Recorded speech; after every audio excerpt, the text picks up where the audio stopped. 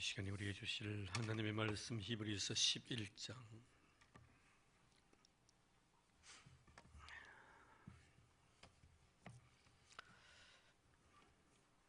8절에서 12절까지의 말씀입니다.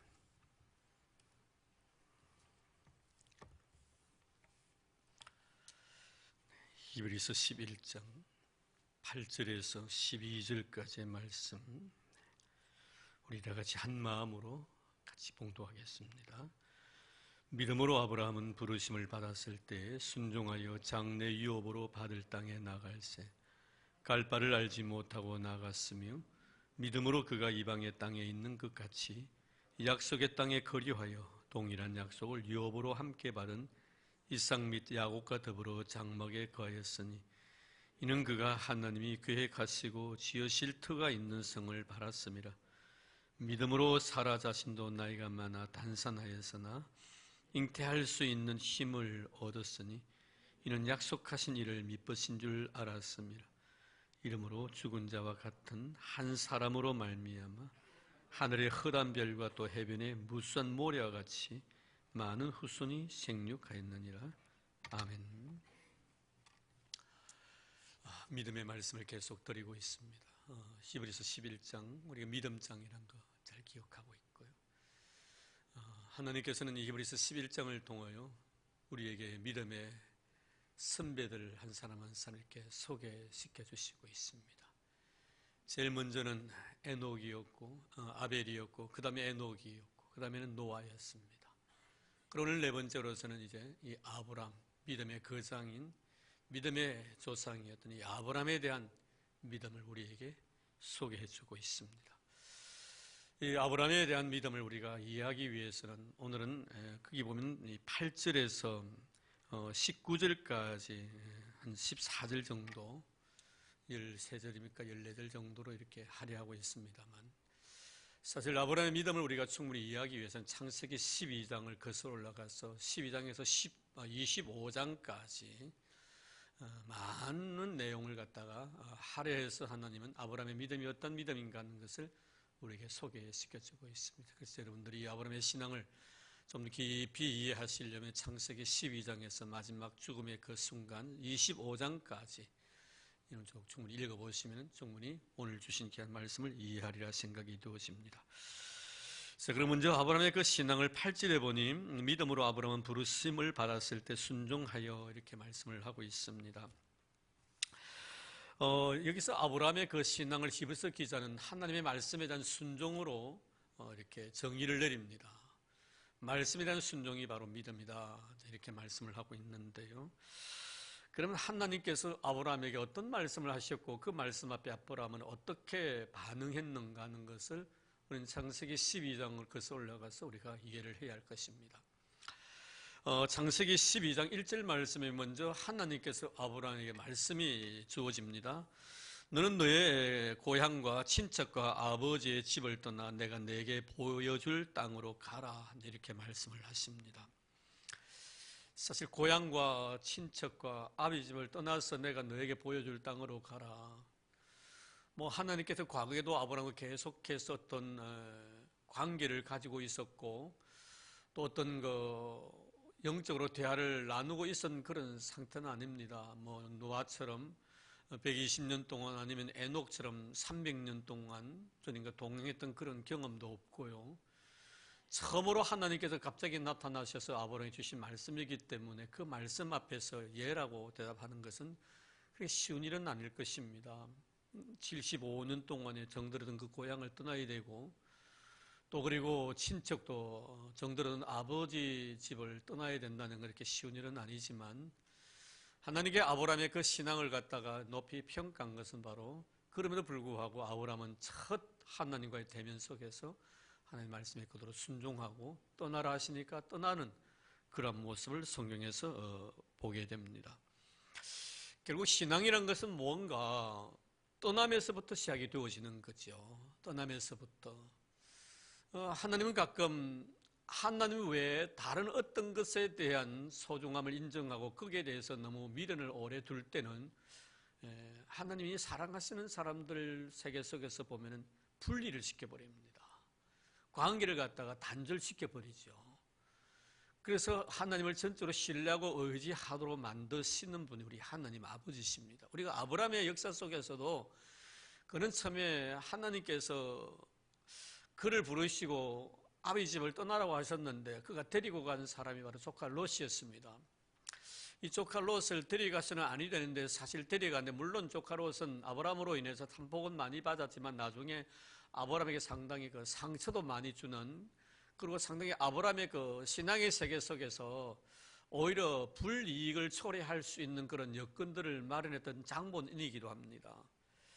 같이 계속 있었을 때 아브라함을 통해서 이 조카 롯이 주님 약속하신 말씀대로죠. 너로 인해 많은 민족이 복을 받을 것이라 하셨는데 조카가 참 롯이 복을 많이 받습니다. 그런 가운데 이 아브라함이 시간이 흐를수록 하나님이 자기 자신을 통해 주시고자 약속하셨던 그 선물, 믿음의 아들에 대해서 전혀 하나님이 반응을 보이지 않습니다. 나이는 먹어가고 세월은 흘러가는데 이 아브라함의 의식 세계 속에서 무슨 생각을 가지고 있냐면, 하나님이 나에게 주시고자 원하셨던 것은 이 조카 롯을 통해서 우연이 아니지 않느냐, 이제 혼자 그렇게 생각을 했겠죠. 우연이 아니지 않느냐, 내가 나올라 할 때 왜 이 조카 롯이 따라 나왔던가. 그러면 하나님께서 조카 롯이 나와 함께 동행하는 것에 대해서 허용하셨다는 것은 아마 하나님께서 내 조카를 통해서 씨를 주시려고 하시는 것은 아닌가 하는 그런 자기 나름대로의 생각을 가지게 됩니다. 이때 하나님께서 취하신 방법이 뭡니까? 조카 롯과 아브라함을 분리시켜 버립니다. 재산 문제로 인하여 다투게 되고 결국 아브라함은 가나안 땅에 머물게 되고 조카 롯은 소돔과 고모라 땅을 선택합니다. 이것을 통해서도 역시 하나님은 조카 롯을 의지하려고 했던 아브라함에게 롯이 아니고 바로 나다라는 그런 의미를 심어주기 위해서 의지했던 그 조카 롯을 하나님, 아브라함과 분리를 시키는 그런 모습을 우리는 보죠. 우리 예수님께서도 그 제자들을 부르시는 과정 속에서 보면은 주님은 제자들을 갖다가 세상 애것에 대해서 분리를 시켜버리십니다. 그래서 배와 건물과 부친을 버리고 주님을 따릅니다. 나를 따라오르는 자는 자기 자신을 부인하고 자기의 주어진 십자가를 지고 오라고 하시면서 내가 너희들을 사람 낚는 어부가 되게 하리라 하시면서 결국에는 자신들의 생계 유지를 위해서 꼭 필요했던 생명과 같았던 지금까지 정말 같이 동고동락했던 부모, 형제, 그리고 자기의 직업마저 다 버리고 주님을 따르는 그런 모습을 봅니다. 결국 분리지요. 신앙이라는 것은 떠남에서부터 시작이 되어지는, 세상에서 떠나야 되고 내가 사랑하는 것에서부터 떠나져야만이 내가 믿음 생활을 온전히 할 수 있다는 사실을 우리는 절대로 놓쳐서는 안 됩니다. 결국 여러분, 조카 롯을 통해서 우리에게 주신 귀한 교훈이 바로 그것 아닙니까? 소돔과 고모라가 하나님의 심판을 받아가지고 유황 불러서 심판을 내리실 때 결국 여러분, 조카 롯의 가정을 그 소돔과 고모라 성에 분리를 시켰는데 분리되는 과정 속에서 거기에 대한 밀을 떨치 못했던 롯의 처는 결국에는 소금기둥이 되는 그런 모습을 보게 됩니다. 떠나라면 떠나야 됩니다. 버리라면 버려야 되지요. 분리시키는 그런 하나님의 그런 의도에 대해서 우리가 순응할 때 거기서부터 믿음이 시작되어진다는 것을 여러분 꼭 기억하시고, 혹시나 우리가 신앙의 세계 속에서 아직도 내가 하나님과 나의 관계 속에서 거침돌이 되는 이런 하나님보다는 그 어떤 것을 더 내가 마음에 두고 거기에 대한 매력을 가지고 그게 미련을 두는 것이 있다면 가감없이 우리는 버릴 수 있는 자가 되어야 합니다. 여기서부터 신앙이 시작되어지기 때문에 그런 것입니다. 자, 그리고 난 뒤에 하나님께서 이렇게 떠나라고 하시고 나신 뒤에 그 다음 말씀은 창세기 12장 2절 말씀에 하나님께서 떠나라고 하셨지만 단순히 떠나는 하는 그 말씀만 주신 것이 아닙니다. 그러면 왜 떠나야 되는가에 대한 분명한 이유를 주님께서 밝히십니다. 그것이 바로 창세기 12장 2절 말씀에 기록이 되어져 있습니다. 여기 보면은 하나님께서 이 아브라함을 선택하셨을 때는 이 선택을 통해서 하나님의 거룩한 비전을 이루기 위함이었습니다. 하나님의 거룩한 비전이 바로 아브라함에게 있었습니다. 그래서 창세기 12장 2절 말씀은 이렇게 말씀합니다. 내가 너로 큰 민족을 이루고 내게 복을 주어 내 이름을 창대케 하리니 너는 복이 될지니라, 복의 근원이 될지니라. 이렇게 개역성경을 그렇게 표현을 해놓았습니다. 내가 너로 큰 민족을, 이것은 하나님의 비전이지요. 하나님의 비전입니다.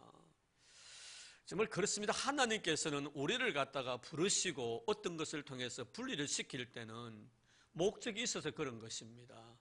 그저 시기심이 있어서 질투심이 있어서 그 떠나라 하신 것이 아니고 내가 너를 통해서 무엇인가를 이루고자 원하는 하나님의 뜻이 그 속에 있기 때문에 하나님이 나를 거기에서 떠나라고 말씀하신 거예요.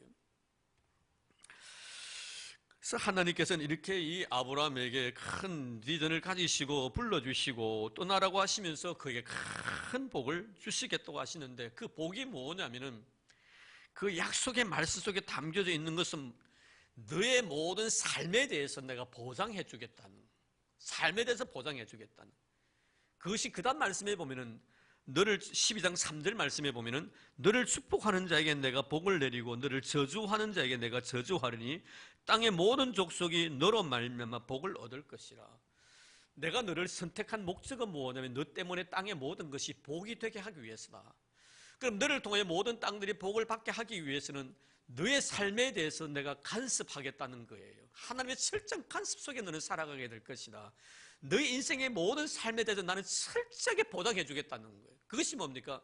너를 축복하는 자에게 내가 복을 주겠다. 그럼 결국에 너를 축복하는 자에게는 무슨 뜻입니까? 하나님이 원하시는 사람이다 이 말이에요.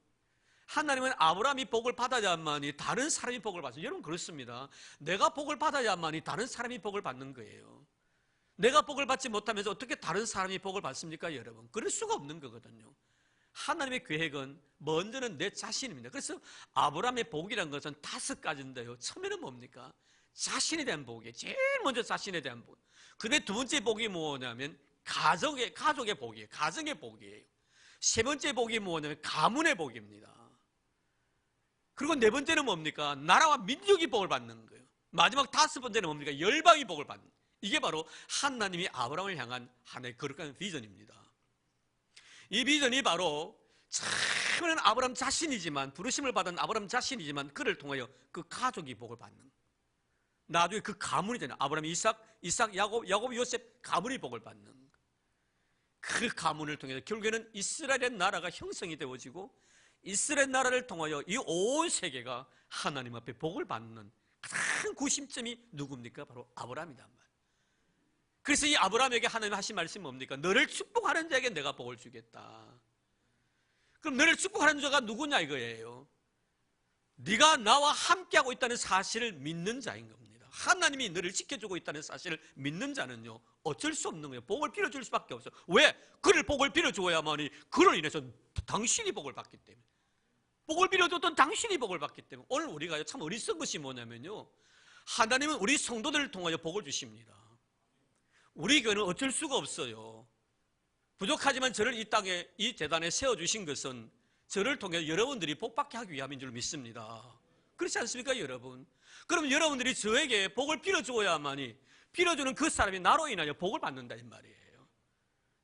놀라운 일은 원리입니다. 아브라함을 축복하는 자에게 내가 마음껏 복 주겠다는 거예요. 잘 되기를 바라는 사람에게 마음껏 복 주겠다는 겁니다. 그런데 그 다음 말씀은 뭐예요?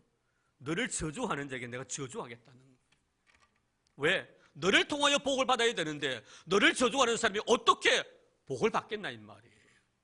그래서 시편에 보면 뭐라고 말합니까? 저가 저주하기를 좋아하더니 복이 그에서 멀리 떠나가고. 이런 저주하기를 좋아하는 사람, 잘 되지 않기를 바라는 사람, 마음속에 저 사람이 참 좋게 평가되지 않기를 바라는 이런 사람들은요 절대로 하나님 복 못 받습니다. 여러분들, 우리 성도들을 통해 이런 복 받기를 바랍니다.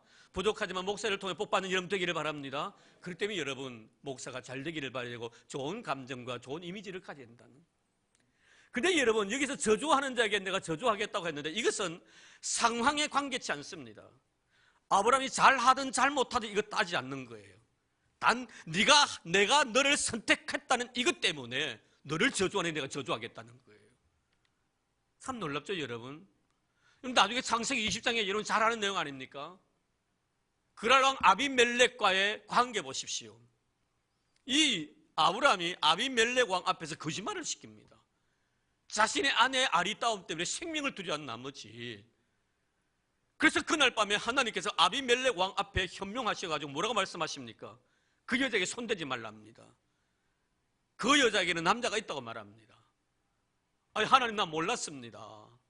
그가 나에게 자기 누이라고 속였지 않습니까? 알고 있다. 그러나 네가 단 그 사람에 관계되는 사람에 대해서 네가 그런 생각을 가졌다는 그 자체에 대해서 내가 용납지 못하겠다. 그래서 하나님이 어떻게 하셨습니까? 그 주에 있는 여자들의 태문을 다 닫아버렸었습니다. 잘못은 분명히 아브라함이 하셨음에도 불구하고 아브라함에 대해서 해를 끼치는, 그 가족에 대해서 해를 끼치는 자에 대해서는 하늘이 가만히 두지 않는 거예요. 그래서 하시는 말씀이 뭡니까? 그를 불러서 너에게, 너를 위해서 나의 선지자이니까 기도하라. 네 기도받아라. 우리가 가끔 보면 그렇잖아요. 참 하나님 말씀대로 잘 순종하고 진실하고 신실한 그런 사람에게 가서 기도받으라면 참 기도가 받을 수가 있겠는데, 전혀 그렇지 못한 사람에게 기도받으러 간다면 되겠습니까, 여러분? 근데 여러분, 중요한 것은 뭐냐면 하나님께서 그래도 내 선지자니까 네가 기도받으라. 만약에 네가 기도를 받으면은 네 목숨이 살려니와, 그렇지 않으면 내가 너를 죽일 것이다, 이렇게 말씀합니다.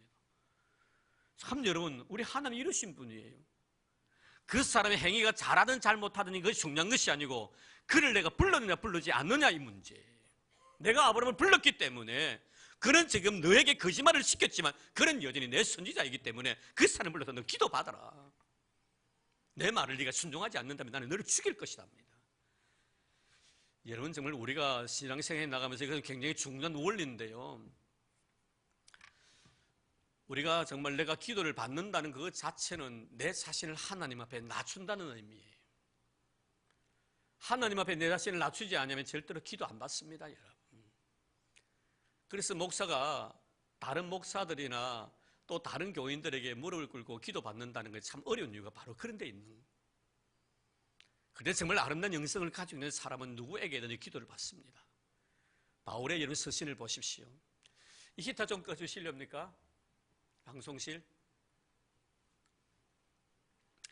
이런 바울 서신을 보면요, 바울이 그토록 아름다운 신앙의 사람으로 위대한 능력을 행한 사람이지만 그의 서신 곳곳에 교회들에게 부탁한 것이 뭡니까?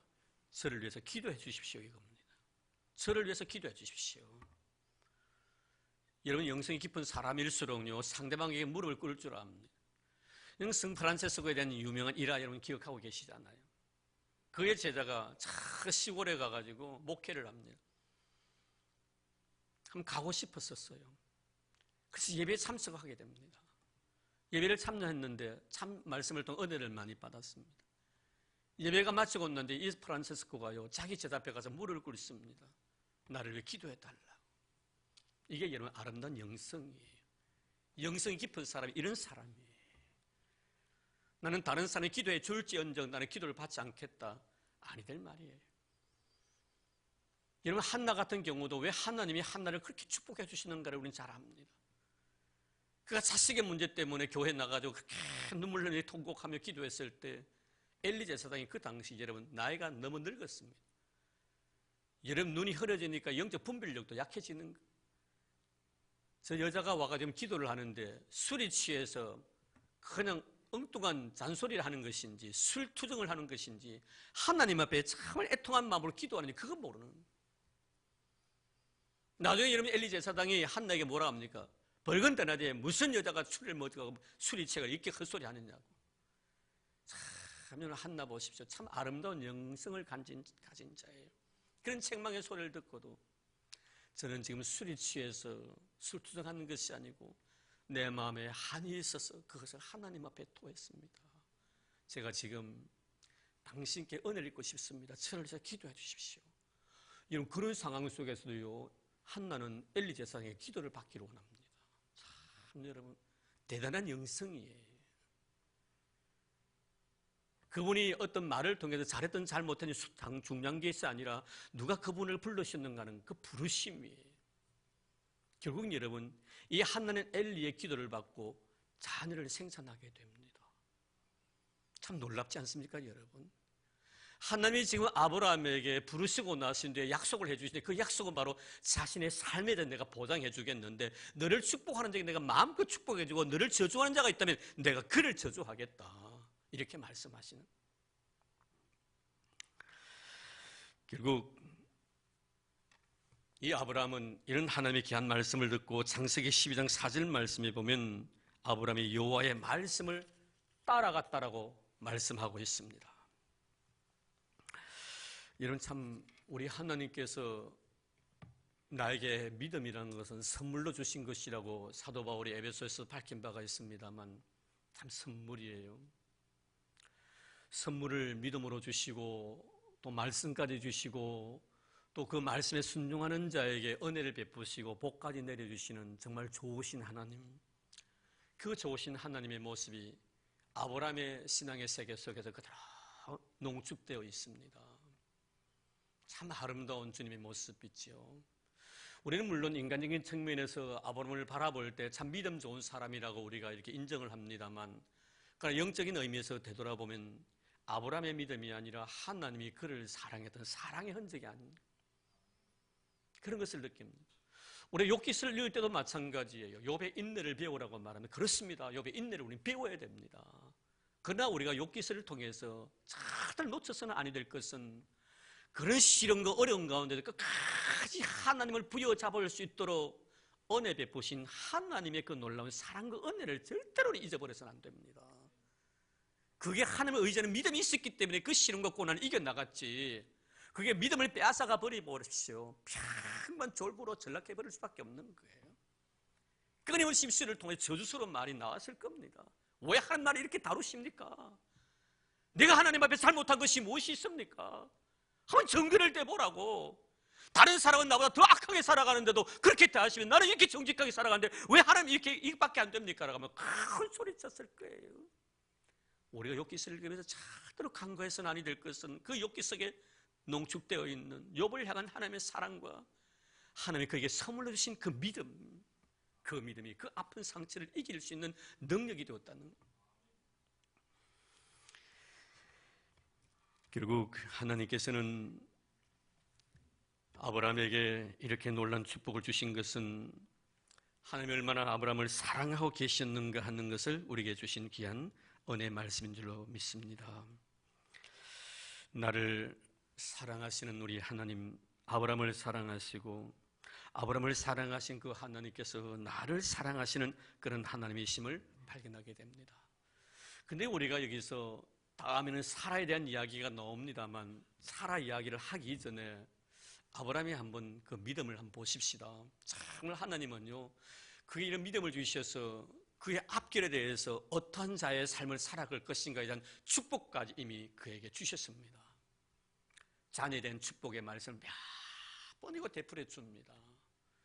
근데 여러분, 하나님께서 아브라함에게 개인적으로 나타나셔서 저 하늘의 별과 같이 바다의 모래와 같이 네 후손이 많아지리라는 이 약속의 말씀은 거저 주신 것이 아니고 순간마다 아브라함의 신앙이 흔들릴 때마다 하나님 현현하십니다. 여러분, 엘리에셀을 통하여 자기의 몸속에 든 엘리에셀을 통해서 자녀를 갖다가 또 생산하려고 하는 그런 의도도 있었습니다. 조금 전에 말씀을 드렸듯이 조카 롯과의 관계 속에서 조카 롯과의 이별을 맞이하고 난 뒤에도 하나님은 또다시 아브라함에게 나타나서 약속의 말씀을 다시 재확인시켜 주십니다. 참 하나님은요, 그에게 말씀을 주시고 확신할 수 있도록 모든 증거를 주셨는데 불구하고 아브라함은 순간순간마다 흔들립니다. 결국 이런 그의 마지막 클라이막스는 뭡니까? 그의 자신이 가지고 있었던 하나님에 대한 신뢰의 한계가 어디입니까? 바로 하갈을 통한 이스마엘의 생산입니다. 여러분, 참 이것은요, 하나님이 그저 한 번 나타나시고 창세기 12장 1절의 말씀에 말씀하신 것이 아니고 몇 번이고 나타나셔가지고 흔들릴 때마다 확신을 심어주었음에도 불구하고 결국 그가 저질렀던 일은 하갈을 통해 이스마엘을 낳게 한다. 그런데 성경에서는요, 이런 아브라함을 향하여 뭐라고 말합니까? 우리의 믿음의 조상이라고 말씀합니다. 야, 여러분, 하나님이요, 내가 내 자신을 아는 것보다 하나님은 나를 더 잘 아십니다. 여러분, 저 모르잖아요. 저 역시 여러분 다 모릅니다. 내가 나를 아는 것보다 하나님 나를 더 잘 아시는데, 아브라함의 신앙이 이 정도 되었다면 하나님이 그에 대해서 이제 내가 아무리 너에게 이렇게 말씀에 대한 확신을 심어줘도 네가 이따위 짓을 하니 나는 내가 말한 것을 내가 철회하겠다고 할 수 있을 거예요. 근데 하나님 그렇게 하지 않는 거예요. 그러면서 하나님 하신 말씀이 아브라함이 바로 믿음의 조상이라고 합니다. 그리고 여러분 보십시오. 나중에 이삭을 낳고 난 뒤에도 보십시오. 이삭을 낳고 난 뒤에 하나님 이삭을 바치라고 하십니다. 여러분, 이삭을 바치러 가셨을 때 아브라함은 아무 거부 없이 하나님 앞에 순종과 이삭을 바쳤다고 우리가 이렇게 말씀을 합니다. 그런데 여러분, 가만히 생각해 보십시오. 그렇게 할 수밖에 없잖아요. 자기가 지금까지 이삭이 자신의 아내였던 사라의 몸을 통해서 이 세상에 태어난 하나님의 약속의 말씀에 대한 성취가 도저히 믿겨지지 않는 현실 속에서 자기는 몇 번이고 하나님의 말씀에 대해서 확신을 가지지 못했지만 그래도 하나님은 약속된 말씀처럼 이루어 주신 거예요. 하나님 앞에서 두 발 두 손 다 들은 겁니다. 내가 생각했던 것들이 얼마나 어리석었고 내가 행하려고 행동을 시도했던 것들이 얼마나 잘못된 것까 하는 것을 스스로 깨닫게 해주신 거예요. 그리고 난 뒤에 하나님 뭐라고 하십니까? 이삭 바치라고 한 거예요. 이런 것을 하지 않고 전제적으로 깔지 아니하고 그냥 하신 것 아닙니다, 여러분. 그렇게 할 수밖에 없도록 만드시고 나신 뒤에 하나님 이삭 바치라고 하신 거예요. 어떡하겠습니까, 여러분? 이런 상황에 또 이삭 못 바치겠습니까? 근데 이런 대단한 것은 뭡니까? 하나님께서 아브라함에게 믿음을 선물로 주셨다고 했죠. 그 믿음 보십시오. 이삭이 아브라함에게 아버지 왜 제사를 드리러 가면서 항상 아버지는 제물과 불을 동시에 가지고 갔는데 왜 불은 가지고 가시면서 왜 제물을 안 가져가십니까? 라고 물었을 때 아브라함의 대답이 뭡니까? 하나님께 당신 자신을 위해서 다 준비해 놓았다니 염려하지 말라. 이건 그게 뭐 여호와 일의 신앙이에요. 그 여호와 일의 신앙은 지금 자기 자신이 지금 가지고 있는 그 신앙이 아니라 과거에 자기 자신이 경험했던 신앙이다 이 말이에요. 여러분, 이런 신앙 주시고 나중에 또다시 나에게 요구하시는데 그 요구에 대해서 응해주지 못할 사람이 누가 있겠나? 오늘 우리도 마찬가지. 그런데 우리는 안 된다 이 말이에요. 그런 은혜를 받고 난 뒤에 나에게 그런 것을 요구할 때 그 은혜에 대해서 내가 응하지 못하는 내 자신, 그 때문에 우리는 아브라함의 신앙을 대단한 신앙이라고 말하는 이유가 바로 여기에 있는 거예요. 참 이런 것을 바라보면요, 하나님께서 믿음을 선물로 주시고 나신 뒤에 하나님 나에게 요구하시고 모든 것을 예비하시고 나신 뒤에 이삭을 바치라고 하십니다. 그저 무계획적이 다 준비해 두신 것이죠. 이삭을 위해서. 참 불완전한 어찌 보면 완벽하지 않는 그런 신앙이었지만 하나님은 아브라함의 신앙을 우리의 믿음의 조상이라고 평가해 주십니다. 그러나 오늘 말씀은 이 사라에 대한 믿음이 나옵니다. 자, 말씀만 볼까요? 좀 밑에 내려가 보십시오. 11절 말씀 보기 우리 다 같이 한번 읽어볼까요? 시작. 믿음으로 사라 자신도 나이가 많아 단산하였으나 잉태할 수 있는 힘을 얻었으니 이는 약속하신 이를 믿으신 줄 알았습니다. 참 여러분, 성경의 기록의 말씀 보면 물론 감추어져 있는 내용들은 아마 있을 거예요. 우리가 다 알지 뭐. 그런 창세기 속에 나타나 있는 사라에 대한 이야기를 한번 생각해 보자는 거예요. 여러분, 이 사라가요, 여기 마지막 우리 11절 하반절에 보면 이는 약속하신 이를 믿으신 줄 알았습니다. 여러분, 정말 그런 하나님이심을 사라가 알았을까요, 여러분? 중요한 것은 뭐냐면요, 이삭을 낳고 난 뒤에는 분명히 가능했을 겁니다. 그러나 이삭을 생산하기 이전까지 여러분 사라의 신앙을 한번 보십시오. 창세기를 한번 읽어보십시오. 그런요, 기다리지 못합니다. 하나님의 거룩한 약속에 대해서 확신이 없습니다. 그래서 아까 말씀을 드렸지만 아브라함을 꼬셔가지고 자기의 몸종인 하갈을 갖다 줍니다. 그리고 세월이 흘렀습니다. 그리고 이스마엘이 생산되고 난 뒤에 여러분, 이스마엘이 12살 되던 해였습니다. 물론 아브라함과 13살 차이지만 12살 되던 해 하나님께서 창세기 18장에 보면은 아브라함의 가정을 다시 가십니다. 아브라함이 자기 장막 앞에 지나가는 하나님을 보고, 물론 사람들이었지만 하나님은 사람의 형상을 가지고 갔지만도 원래 아브라함의 습성 자체가 굉장히 손님 대접하는 것을 좋아했고 유대인들이 그것을 하나의 신앙의 미덕으로 생각했기 때문에 손 대접을 참 잘합니다. 성경이 가르치심이기 때문에. 근데 여러분, 그 세 사람을 자기 집에 모시고 와가지고 영접하고 융숭한 대접을 합니다. 그러고 난 뒤에 그 자리에서 뭐라고 말하면 내 아내 사라가 어디에 있느냐 했더니 저 장막 뒤에 있습니다. 이때 여러분, 하나님의 사람들이, 하나님께서 그 사람들 입을 통해 이런 말씀, 내는 이맘때 내가 꼭 다시 이곳에 돌아올 터인데 네 아내 사라에게 아들이 있으려 합니다. 이때 이 말을 들었던 여러분, 사라가요 장막 뒤에서 웃습니다. 하나님 그거 알고 계셨습니다. 나중에 사라 만납니다. 니 왜 웃었느냐 하니까요, 두려워가지고요 거짓말을 시킵니다. 나 안 웃었는데요 하니까 말씀이 뭐라면 니 웃었느니라. 그 웃음이 뭐라는 거예요, 여러분? 주신 것에 감사하는 마음으로 기쁨의 웃음이 아니라 비웃음이에요. 그래서 사라가 한 말이 무엇입니까? 내 남편도 이미 몸이 노쇠졌고 나도 이미 생산 능력이 다 이미 단절됐는데 무슨 나에게 낙이 있겠나 이거예요. 이 말을 합니다, 여러분. 근데 여러분, 그 말이 떨어지고 난 뒤에 그 다음요 21장에 가보면요 하나님께서 아브라함에게 이 사라를 통해 이삭을 주십니다. 할렐루야. 여러분, 이분이 하나님이세요. 정말 여러분, 사라가 정말 하나님이 미쁘신 분이심을 갖다가 이삭이 이 세상에 태어나기 전까지 전혀 기대하지 않은 거예요. 나를 속일 사람으로, 왜 약속을 지키지 않는 불성실하신 분으로 생각, 그래서 비웃은 거예요. 그러나 여러분, 이삭을 선물로 받고 난 뒤에 이제 사라는 그때부터 하나님의 미쁘심에 대해서 인정을 하는 거예요. 참 여러분, 이런 것을 보면서 우리가 느끼는 것은 하나님이 우리에 대한 신뢰와 믿음이라는 것은 내가 과거에 어떤 삶을 살아왔던지 간에 지금 현재의 나의 삶을 바라보시고 평가해 주신다는, 얼마나 감사해요. 여러분, 우리는 어떻습니까? 너와 나의 관계 속에서 현재 네가 아무리 나에게 잘하더라도 과거에 네가 잘못했으면 그 과거를 갖다 덜먹입니다. 또 그리고 너는 언젠가는 변질될 가능성이 있는 사람으로 낙인을 찍어버립니다. 그런데 우리 하나님은 그렇게 하지 않는다는 거예요. 우리 하나님은 과거에 이렇게 불완전한, 성숙되지 못한 그런 믿음의 소유자라 할지라도 내가 너에게 주신 아름다운 축복을 바라보고 그것으로 인하여 내가 너와 맺었던 약속을 지키는 신실하신 하나님으로 네가 믿는다면 우리 하나님은 그 사세의 신앙을 귀하게 보신다는 거예요. 과거를 보지 아니하셔서 현재 신앙을 보시는, 좀 잊지 마십시오. 과거에 내가 아무리 신앙생활을 잘해도요, 지금 신앙생활을 잘 못하면요 그 신앙생활을 잘못하는 거예요. 과거에 내가 아무리 엉망진창 살아왔더라도 지금 내가 신앙생활을 잘하면 신앙생활을 잘한다고 하는 인정해 주신 나의 과거를 묻지 아니하시는 하나님, 오늘도 여러분 그런 하나님, 내가 정말 영원토록 찬양 드려야 될 하나님이십니다. 내가 영원토록 의지하고 섬겨야 될 분이 그분이십니다.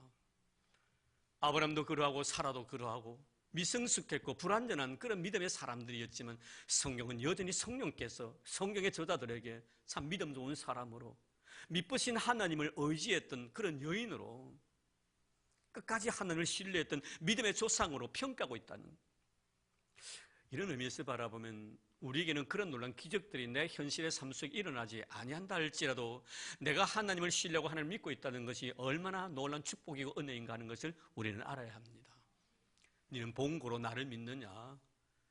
보지 않고 나를 믿는 자가 더 복되다신 주의 귀한 말씀, 오늘 그 말씀이 여러분들 마음속에 생명의 양식이 되기를 바랍니다.